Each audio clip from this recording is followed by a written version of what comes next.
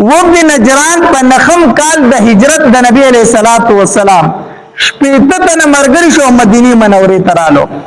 او دا نجران خار د یمن په غټو خارونو کې یو خار دی او دې ته نجران ځکه ولې شي چې دې خار تړومبه نجران ابن زید راغلو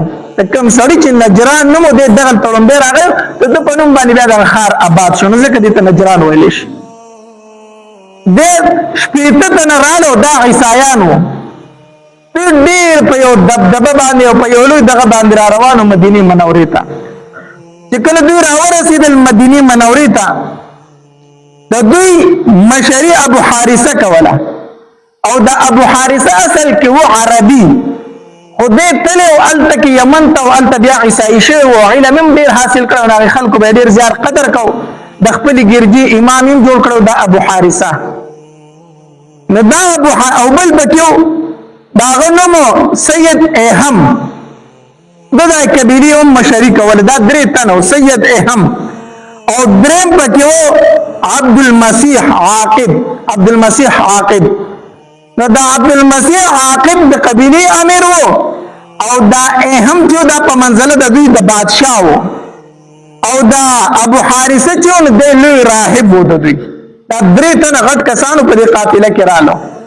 نبی علیہ الصلوۃ والسلام راورسېدل چې د مدینه منورې ته راورسېدل مازیګر مونږ شو نبی علیہ الصلوۃ والسلام صحابه کرام ته پر مسجد نبوي کې ولزای تیار کړي سیت تجدید ته پاتش دی لزای تیار شو لکه هم دوی کې راستل د دوی د مانزه ته امراغه چې کله د دوی د مانزه ته امراغه دوی پاسې د مونږ کو صحابه کرام دې پرې نه خدای تاسو د خپل طریقه مونږ نشي کولای نبی علیہ الصلوۃ والسلام ورته په مدینه اجازه ته ورکه ور اجازه چې مونږ کی دوی مشرق طرف ته مونږ کو مخه کو مغرب قبلی ته مخ کو کنه د قبلی طرف ته شا کړو مشرق طرف ته مخ کو خپل منځ کو بیا د نبی علیہ الصلوۃ والسلام سره خبري شروع کړې د وفد نجران اول خبره د دوی داوا د تاسو عیسی علیہ الصلوۃ والسلام ته بندو او مو ورته د الله زوی وایو دې باندې د نبی علیہ السلام سره خبري شروع کړې په عبدیت او په اولوہیت د عیسی علیہ الصلوۃ والسلام باندې نبی علیہ الصلوۃ والسلام ورته فرمایي هغه الہ نه دی نه د الله زوی دی نو دوی ورته وایي چې د الله زوی نه دی نو پلار یې څوک بیا راته وایي عیسی علیہ السلام خو بې پلاره پیدا شوی دی کنه نو دوی نبی علیہ الصلوۃ والسلام ته وایي چې ته وایي چې عیسی علیہ السلام د الله زوی نه دی نو پلار راته وایي پلار یې څوک دی نبی علیہ الصلوۃ والسلام ته اول دا تاسو کو تاسو ته خدا معلومه ده کنه چې دا زوی د پلار مشابه وي او د پلار د بدن جز وي د پلار د بدن جز وي کنه او بالکل دا مونږ چې دا د پلار مشابه او د پلار د بدن جز وي ها د دې خدای د نتیجه وروته چې عیسی علیه السلام نعوذ بالله د الله جز دی او د الله مشابه دی او الله تبارک وتعالى چې ليس كمثله شيء دا په مثل اوس شی نشته ولم يكن له كفوا احد دا په مثل هیڅ نشته نه د الله جوشته نه د الله مشابه شته دا خو سره معنی کنه څنګه نه بالکل منو د الله نه جوشته نه مشابه شته جو خبره دا د نبی عليه الصلاه والسلام دا خبره خو تاسو ته معلومه ده چې په الله باندې مرګ نه راځي الله يموت ذات دا خو سره معنی کنه د عیسایانو او په الله تبارک وتعالى باندې مرګ ناراضي نبی علیہ الصلوۃ والسلام فرمایل و ان عیسی یاتی علیه الفنا عیسی علیہ السلام باندې په پنا راضي عیسی علیہ السلام بس راضي پنا خدای سے ګور د دې الزامي جواب سو د دې الزامي جواب دا کړ چې نبی علیہ السلام ته تاسو کو چې په الله مرګ راضي دی نه نبی علیہ السلام ورته تاسو ویل شو کنه چې عیسی علیہ السلام خو فات شوی دی او څه شوی دی د نبی علیہ الصلوۃ والسلام په خپل باندې الله نه حق خبره چرته نه راوستا اگر چې د مقابل سره به جګړه وا خدای نبی اسلام په جبه باندې چرته نه حق خبره نه راغلی نبی علیہ السلام په دغه ټیم کې فرمایل و ان عیسی یاتی علیه الفنا په باندې پنا راضی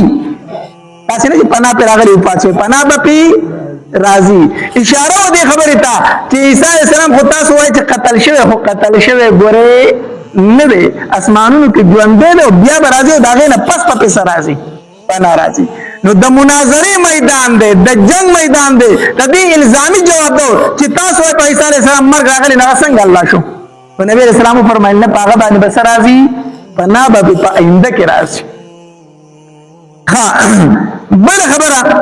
نبی علیہ الصلوۃ والسلام فرمایل وی دا خو سره تاسو باندې کنا چې الله تبارک وتعالى په هر چیز باندې قائم دی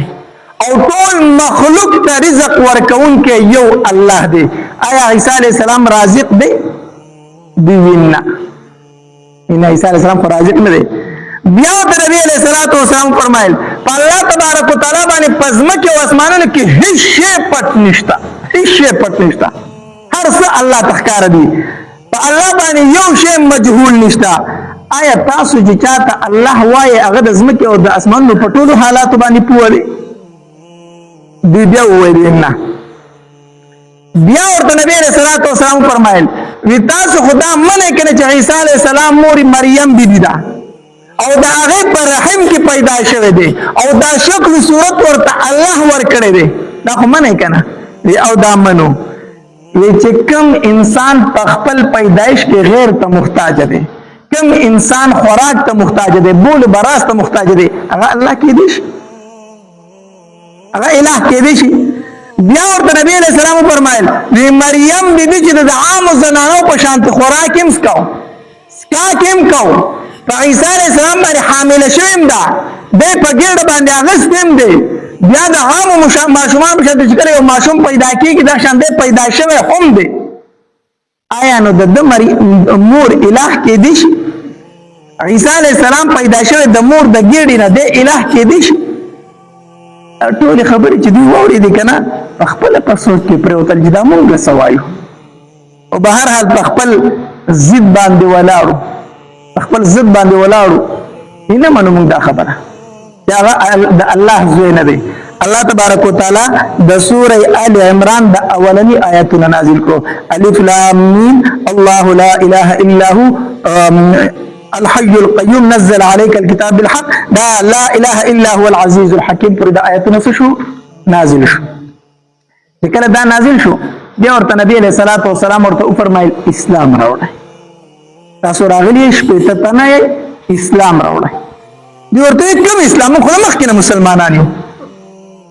څه اسلام راوړو؟ خو مخکې مسلمانان یو.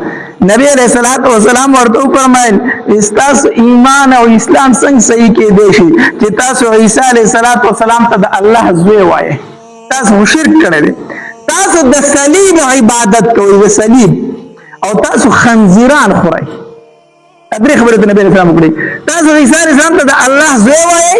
د صلیب عبادت کوئ او دا رنګ خنزیر خورئ. نو په اسلام کې خدا درې واړه خبرې حرام دي. تاسو ځان ته څنګه مسلمانان وایي؟ بهر نبی علیہ الصلوۃ والسلام ورته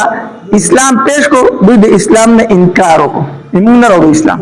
الله تبارک وتعالى دا آیاتونه نازل کو وی دی و چې د عیسی علیہ السلام پلار څوک ته؟ الله تبارک وتعالى آیاتونه نازل کو وی ان مثل عیسی عند الله کمثل آدم. د عیسی علیہ السلام مثال په شان د چا دی؟ د آدم علیہ السلام دی. ته دغه سیره پلار نشته او د آدم علیہ السلام نه مور شته او نه پلار شته.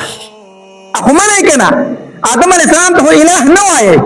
هغه ته رب نه وایي، نه پلار شته او نه مور شته. نو د تاسو وایي چې پلار نشته او د دې وجه نو ته الہ وایي، نو بیا په کار ده چې آدم علیہ السلام تم څه وایي؟ الہ وایي. ان مثل عیسی عند الله کمثل آدم خلقه من تراب ثم قال له كن فيكون. او بهر حال بیا آیاتونه د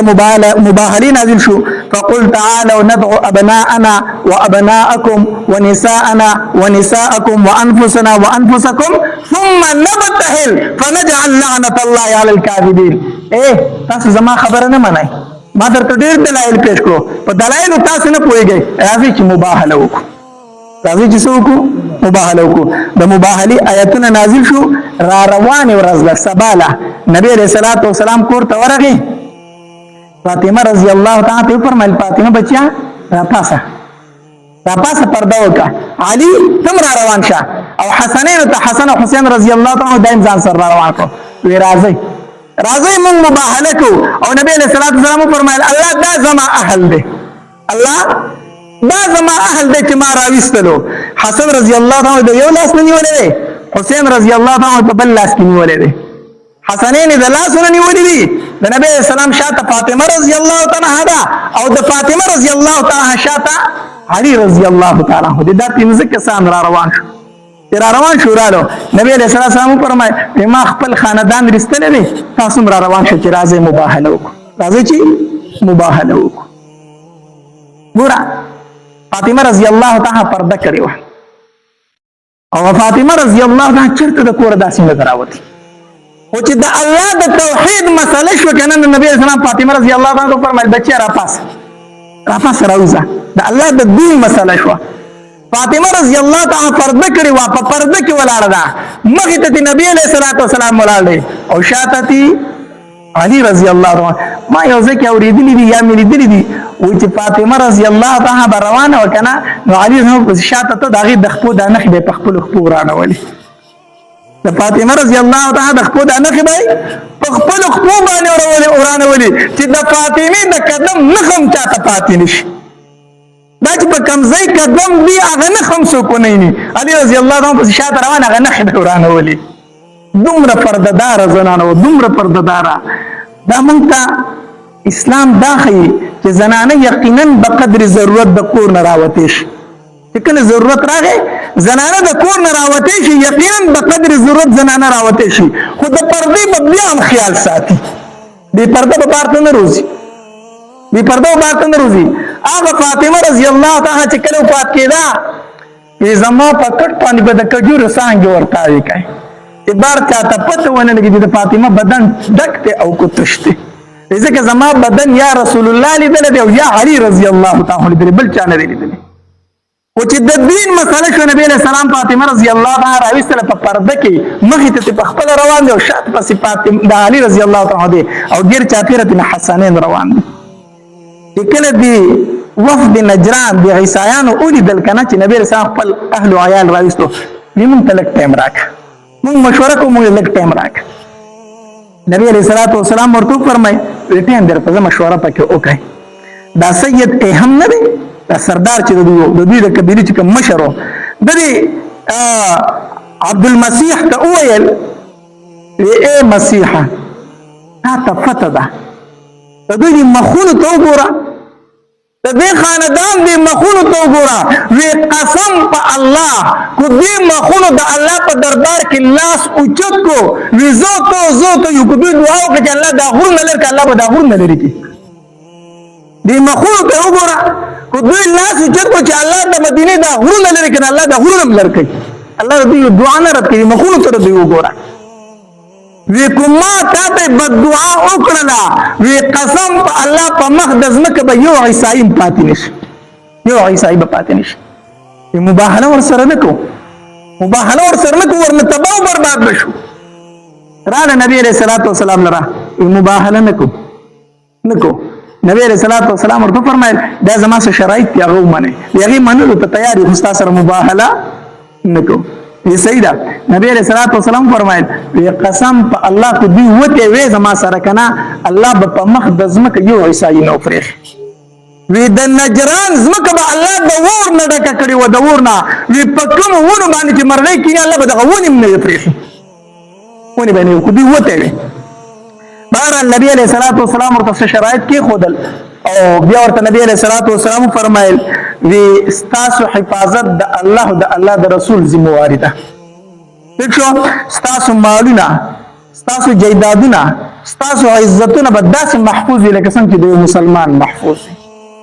بیا ورته نبی علیہ الصلوۃ والسلام فرمایل چې کوم ستاسو فادریان دي امامان دي کوم ستاسو ګرجی دي دا حفاظت هم د مسلمانانو په ذمه ده. ستاسو علاقې ته به یو لښکر نه درځي. نبی علیہ الصلوۃ والسلام سره دا خبرې وکړلې بیا دوی روان شو واپس رالو چې کله دوی نجران ته رانږدې شو نو د نجران خلک ورسره ډېر مخې ته راوتی وو د دوی استقبال خو چې کله دوی تله که نه نو دوی نبي علیه الصلاة والسلام ته وفرمایل زمونږ سره یو تن ملګری کا چې د صلح دا کوم ستا سره به کوم خبرو صلح وشوه کومې پیسو صلح وشوه چې هغه تاسو له راوړي وی امانتدار سړی را سره ولېږه نبی علیہ الصلوۃ والسلام ورسره ابو عبیده بن جراح رضی الله تعالی عنہ ابو عبیده بن جراح رضی الله تعالی او نبی علیہ الصلوۃ والسلام فرمایلی دا د دې امت امین دی امین دا د دې امت امین دی په دې خیانت چرته نشي راتلی دی ورسره ولېږو دوی چې لاړو هلته ورته ټول خلک مخې ته راوتې او ډېر په استقبال کې ورته ولاړو دوی چې کوم مشر پادری وو دوی کوم کاغذ کې چې کوم شرایط لیکل شو هغه له ورکړو چې هغه له ورکړو هغه لوستل په دې کې د ابو عبیده نه د دوی سره چې کوم راغلی وو کوم راغلی ته د اسټکرو خړه دې ته راتاو شو د ضرورو هغه چې دی وګورو وی تغسل ابعد دغه بدبخت دي هلاک شي نبی رسول الله یادو د ضروري دغه بدبخت دي هلاک شي دومره ستړی شوی چې راتاو شولې دی ابو عبیده ورته وی الله دې تا هلاک الله دې تا هلاک کی وی قسم په الله چې کوم خبرې کړه پیغمبر دې مونږ دې مونږ منلې دي بیا ورته دی ورور وی چې تا منلې چې پیغمبر دې ایمان کوي نه راوړي وی سو کوم ایمان به پیراوم خو دې بادشاہانو چې را سره کړی دا ټول نه واپس علي ابي چې کوم زما عزت کړی دا نه سره واپس علي دا غیروري ورته وی ټیک شو لته د خیال ساته خپل اخت اوغتو زه خپل اخ اعلی غنو دوم چې ترسو پر مدینه ته نه رسیدلې اشعار شروع کړه روان شو او مدینه منورې ته چې ورسید نبی عليه الصلاه والسلام ته د الله پاک پیغمبر ماته کلمه وایي ماته کلمه وایي د مسلمان شو بیا دا اهم او عبد المسیح دا په نمبر باندې راتل او بیا ټول راتل مسلمانې ده نو وفد نجران کې بیا ډېر کسان شو مسلمانان شو د نجران کې بیا دوه قسمه عیسایانو یو قسم عیسایان هغه چې امین په سن پویدل هغه ټول اسلام راوړو او دویم قسم هغه چې ځان ته پوي او ایمان نه راوړو نو دا غینه به هر کال ټیکس اغستو جزیه او چې کوم مسلمان شو دا غینه به صدقات زکات راټولول نو به هر حال دا یو وفد نجرانو په نخم کال د هجرت د نبی رسول الله دین د نبی رسول الله خپل راغلی بیا دوی هم شو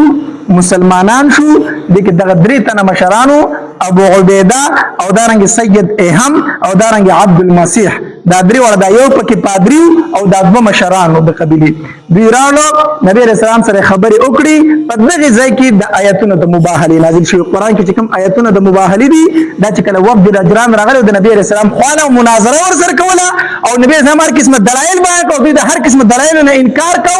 نو آیاتونه د مباهله رانو چې د الله پاک پیغمبر دوی اسینه باندې مباهله ور سره وکړي